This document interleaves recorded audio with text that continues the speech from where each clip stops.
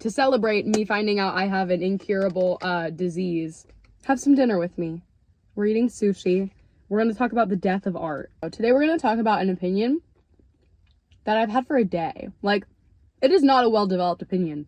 I feel like usually whenever I make these videos, it goes into 1 to 2 categories. Either it's like a thing I've been thinking about for a long time, or it's a crash out. This is like my breakup video part 2. You know, I've been wondering if I should take down that video because I am back together with the person that video is about. I feel like I've been seeing a lot that people think that creativity is dead and nothing is new and everything's been done. And I don't agree with that anymore.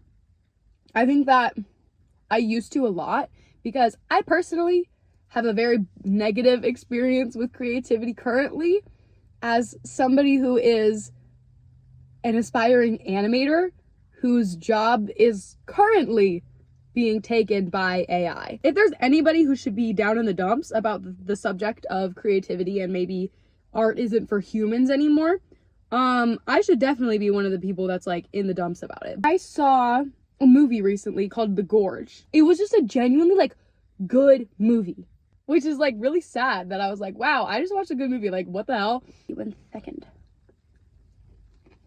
About 2 snipers, and they're both hired to this thing called the Gorge, and it's like creatures come out of it and they have to shoot them.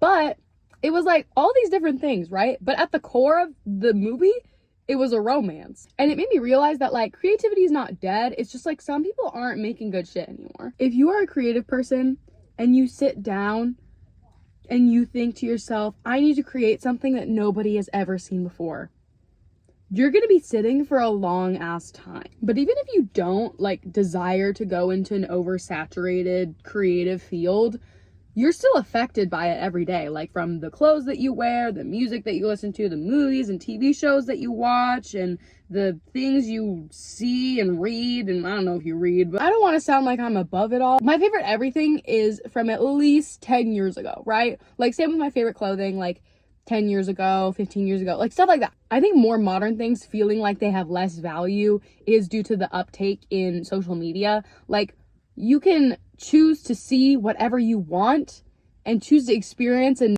operate through whatever time period you feel like because of social media, right? Like you can just Google, oh, what did people in the 1920s wear? We still choose to ask for permission to do everything. Tell me why this summer I saw not one, but many posts of girls being like, guys, did you hear tankinis are coming back? Or guys, can we bring back tankinis? Or guys, I don't want to wear a tankini. What do you mean tankinis are coming back? Don't wear a tankini then. It used to be like viral if like a video got like 1 million views. What did that one girl get for going like that?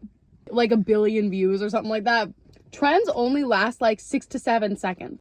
Me making a 6'7" reference, right? As an example, somebody hearing that in 3 months would go, oh my God, I can't believe that was a trend. Just like how demure was a trend, right? Remember that? Like, I'd hear things like in movies and TV shows, and it just like ages your media so much and just makes it's like painful. Like, oh my God, I was watching Wednesday. Don't ask. It was a dark day. I had COVID. It was 2022. I was unable to move. Like, I couldn't move my body. And I remember I kept watching Wednesday because the remote was on the other side of my couch and my body aches were so bad I physically could not get up to change the show. So I watched the entire season of Wednesday, just like. I remember at one point she was like, this place is creepy AF. And I was like, girl, AF? The show had just come out, right? And AF was already not a thing. Like, when they were filming it, it was probably a thing, but it was already not a thing now. And so it's like, ooh. So it's like, I think that the fast pace is really hard to like make anything that feels like genuine. Like you almost have to completely disclude any worldly events in order to make it feel timeless. You know what I mean? Like it's not that creativity now is like bad. It's just not timeless.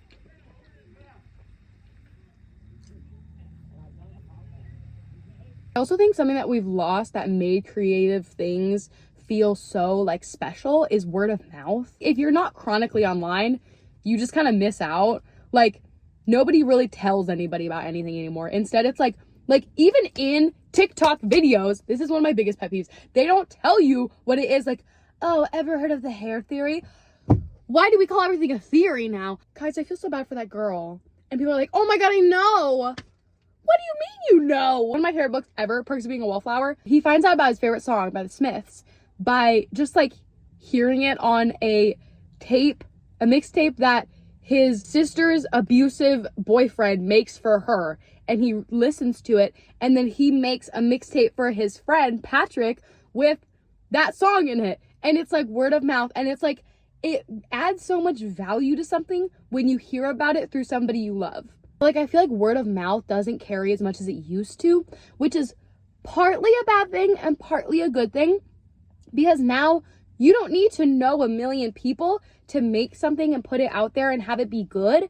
But at the same time, the people you reach might not be the people you wanted to reach. It's like people who care about you, like, right? Like, you create something, you're really proud of it, and you want to show it to the people that you care about. So you show it to the people you care about, and then they tell all the people they care about. And it's like an extension of you, that this thing was really good. And, oh, you should listen to this thing. You should watch this thing that my friend made. And then it's like, wow, that's so great. And then they show it to more people. But now it's like, girl, if your TikTok don't have 3 billion views, then you ain't worth shit. I need to talk faster. The sun is setting. My light's broken. Everything is accessible to everybody. You don't have to know a million bajillion people in order to create something now. But it's also, it makes it so oversaturated to the point where it seems like it's all just shit. With the oversaturation of so many clothing brands, it's no wonder some people get overwhelmed and just march their ass over to Shein, because Shein copies every single design ever. Like, the amount of times I followed a fashion girly who makes her own clothes, and then she posts a video like, Shein stole the clothing item that I have been working 6 months to make. Okay, it still works. We're good. That's so awful. Plus, microtrends make it so hard to, like, build a wardrobe that's, like, actually good, which is why you just shouldn't follow trends at all and just wear what you like. This age of creative music fascinates me because, in my opinion, we are in a new age of sexy, cute, hot girl pop music. And I feel like nobody agrees. I love Sabrina Carpenter. I don't know if that's, I've talked about it before. I've talked about my love for the album cover. First few seconds into the album, and you hear, I get wet at the thought of you. You don't even give it a second thought. You don't even listen. You don't even listen to it. You don't even listen to it. Like, Sydney Sweeney, on the other hand. Who lobotomized Sydney Sweeney? Love, peace, happiness. What happened?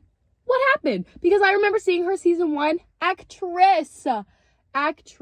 Euphoria season 1. Sydney Sweeney, actress. Tears being about how, like, damn, yeah, the bar really is that low. When she's like, building furniture from IKEA. I'm not gonna sing it in the melody because, like, I will get in trouble on copyright. Oh my god, that one part where she's like, offering to do anything. I'm like, oh my god. This is fun. We're having fun. We're having fun. Why aren't you fun? Have fun. And my friend, you know who you are. My friend was talking to me about the Sydney Sweeney ad, right? This is before I had seen the American Eagle ad, right? I had no idea what it was. And I was like, no, I still have hope for Sydney Sweeney. I think she can turn it around. I don't think she's doing everything for men. I think she's caught up in a bad thing. It's a Brooke Shields situation. It's bad.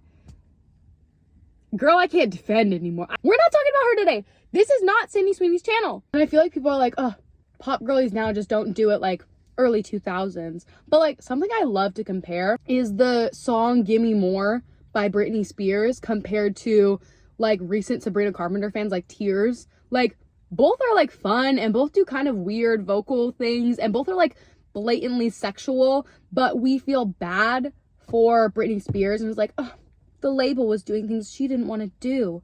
But then we're like, freaking slut Sabrina Carpenter. Like, girl, what the hell? Half the internet proved the point that she was trying to make. And to the women who were like, oh, this is so oppressive. If you want to talk about oppression, hit up the White House. I don't know. It's not Sabrina Carpenter's problem. Y'all remember when everyone stormed the Capitol? I was just kind of like, huh. And I remember my boyfriend at the time, we're not dating anymore. My boyfriend at the time was like, this is like a super important historical event and you like don't care. And I was like, no, I don't live there. Following up on like the, like, artists now trying to like appease the masses or whatever. That's how I feel about movies now too, because why do Marvel movies suck now? Like, why are they so bad? I'm like, why are they so bad now? And why do they all make some sort of, like, social justice, like, we've got this? I will never not bully that scene in Endgame of, like, the women of Marvel. It was a completely forced girl power scene after Marvel has screwed over their female characters for the past 20 years, right? Endgame. Like, some of these women, you don't even know their story because it's like, it was 10 seconds in a Captain America movie 5 years ago. And they all take off their helmets mid-battle because guess what? If you didn't see any of the women, you probably wouldn't know who they are based off their voice or costume because Marvel never prioritized their stories, so you only know them by their sexy faces. Also, I think with TV shows, like, too little too late is, like, why TV shows suck now.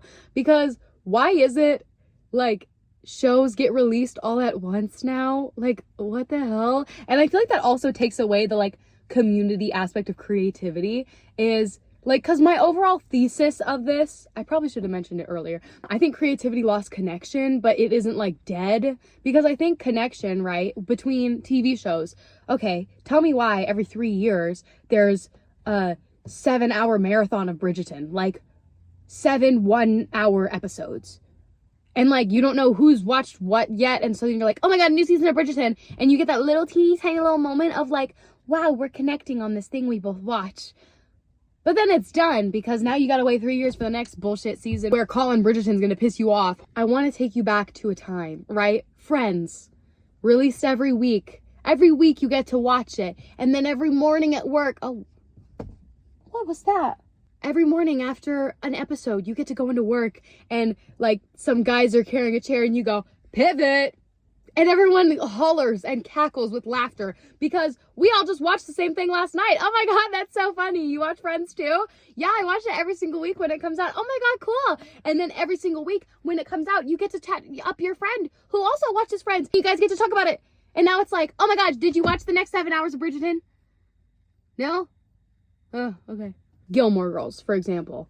It's not a super creative idea. Like, it's just a young mom with a young girl and they have financial disparity. Like, at its heart, that's what it is. But, like, the characters bring it energy, and the wacky characters, it distracts from the plot a little bit, and it creates a fun environment where you're like, okay, this isn't exactly like my daily life. Like, it's not mundane, but I don't, like, feel like I'm working. Like, for me, TV shows now, why do I feel like I'm working while I'm watching? Why is it I can read a book by Charles Dickens, but I can't, like, really lock in enough to understand what the fuck's going on in Stranger Things? I'm running out of storage, so I have to make this really fast. But anyways, no, I don't think creativity is dead. I just think that, there is no more connection within creativity. And so I think that we need to kind of circle back to what works and, like, stop forcing modern on everything. Give things a second chance too, because I feel like we're so quick to be like, oh, this isn't good, this isn't good. But then as soon as something's a year old, we're like, wait, that shit was kind of good. Like, sometimes time gives things more value, but sometimes if you really just hear something out, you can like it earlier and then experience more in a positive way. And then look, we're living life more in the moment and more present, and we're enjoying like current things more. Great, wonderful. I need to go before A, my phone dies, B, I run out of storage. So have a great day. If I see you again, cool, bye, thanks. It's nighttime now. I need to go home.